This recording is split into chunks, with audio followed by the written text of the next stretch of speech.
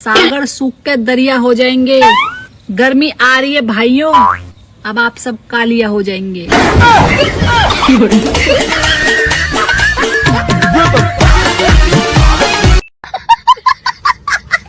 एक अनजान हवाई जहाज बिना परमिशन के उतर गया तो मिलिट्री ने उसे घेर लिया। बोले भाई तू यहाँ कैसे आ गया? बोला जी मेरा फ्यूल खत्म हो गया था, मेरा ईंधन खत्म हो गया था, मुझे इमरजेंसी लैंडिंग करनी थी, यहाँ पे रनवे था, मैंने लैंड कर लिया।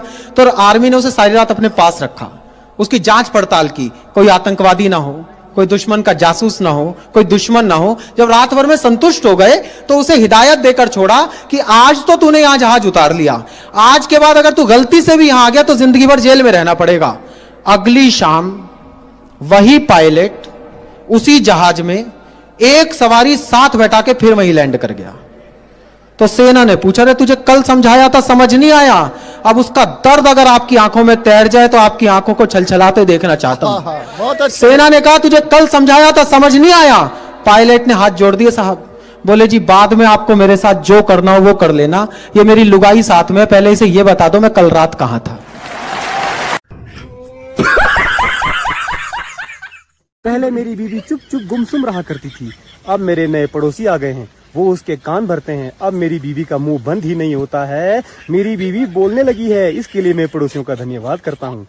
पहले मेरे घर में साल का राशन बच जाता था, खराब होने का डर होता था। अब मेरे नए पड़ोसी आ गए हैं, सुबह 9 बजे मांगने आ जाते हैं। अब साल का राशन खराब होने से बच गया है, इसके लिए मैं पड़ोसियों का धन्यवाद करता हूँ। पहले मैं निठल्ला था, आवारा था, अब मेरे घर वाले पड़ोसी के बेटे ने ये किया, पड़ोसी के बेटे ने वो किया, बोल बोल के मुझे मोटिवेट करते हैं।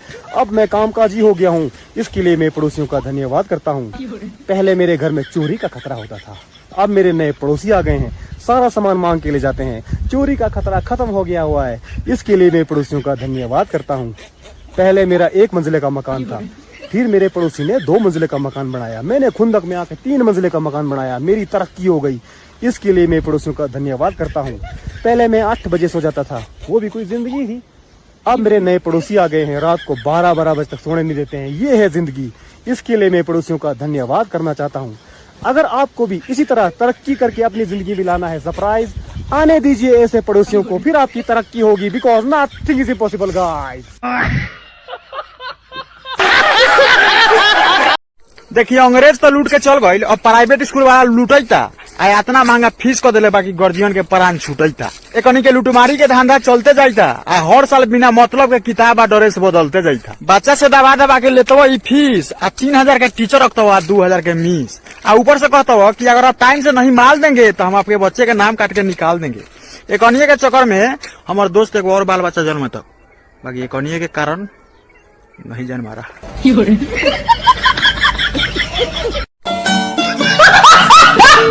Sign plus cos plus theta, जिंदगी में कभी काम नहीं आया ये फार्मूला, फिर भी पता नहीं बचपन में हमारे को टीचर ने इस फार्मूले के लिए बुरी तरह क्यों पीटा। गांव में जो लड़के बनते हैं राम और श्याम, शहरों में जाते ही ठेके के आगे लाइन लगा के बैठते हैं, ऐसा लगता है जैसे लगा हो कोई कुलवी धाम। गांव में बैठते ही जो लड़कियां बनती है सीता और गीता, शहरों में जाते ही पता नहीं कुछ लड़कियां क्यों बन जाती है hi guys I am senorita. गाँव के बच्चे लड़का और लड़की, शहरों में जाते ही बन जाते हैं वो मेल और फीमेल। ना गांव सुधारता है ना शहर बिगाड़ता है, ये सिर्फ गाइस है दिमाग का खेल। सुधर के अपने माँ बाप को दीजिए surprise, everything is possible because nothing is impossible guys. अगर कोई मुझसे ये बोलता है कि तेरा दिल पत्थर का हो गया है तो मैं उसको हॉस्पिटल ले जाऊंगा, फिर अपनी बॉडी का फुल चेकअप कराऊंगा। इससे ये साबित हो जाएगा कि दिल पत्थर का नहीं बल्कि मांस का होता है। अगर कोई मेरे साथ पंगा करता है और ये बोलता है कि उसके शरीर में बिजली का करंट दौड़ता है, खून नहीं, मैं उसको 1 घंटा पूरा बिजली का करंट दूंगा। अगर उसको करंट लग गया तो इससे ये साबित हो जाएगा कि उसके शरीर में बिजली का करंट नहीं बल्कि खून ही दौड़ता है। अगर कोई मुझसे ये बोलता है कि प्यार अंधा होता है तो मैं उसको ले जाके 10 मंजिला छत में लटका के रखूंगा। अगर वो बचाओ बचाओ बोलता है तो इससे ये साबित हो जाएगा प्यार अंधा नहीं होता है, इंसान अंधा होता है। अगर कोई मुझसे ये बोलता है कि उसको प्यार की भूख है तो मैं उसको 10 दिन भूखा रखूंगा, इससे उसको खाने की भूख लगेगी। इससे ये साबित हो जाएगा कि प्यार की भूख नहीं होती है, खाने की भूख होती है। अगर कोई मुझसे ये बोलता है कि वो प्यार में पागल हो गया है तो मैं उसको मेंटल हॉस्पिटल छोड़ दूंगा। अगर वो ये बोलता है कि मैं पागल नहीं हूँ, इससे ये साबित हो जाएगा कि प्यार में पागल नहीं होते हैं। एक दिन ये सब बातें मैं साबित करके सबको दूंगा surprise because nothing is impossible guys.